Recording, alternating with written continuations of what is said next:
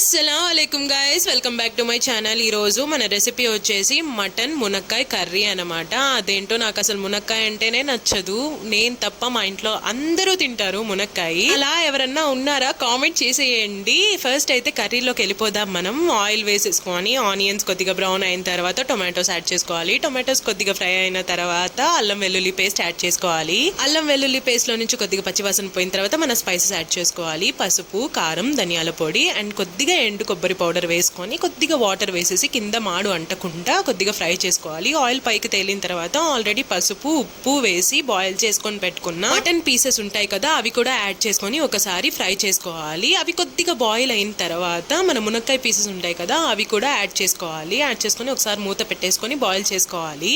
కొద్దిసేపు తర్వాత మూత తీసుకొని చూసుకుంటే మునక్కాయలు మటన్ మొత్తం బాగా కుక్ అయిపోయి గ్రేవీ కన్సిస్టెన్సీ అయితే ఇలా వచ్చేస్తుంది. ఇంకా స్టవ్ ఆపేసుకుంటే సరిపోయినట్లే. అంతే. ఇంకా వీడియో నచ్చినట్లయితే లైక్ చేయండి. By, thank you.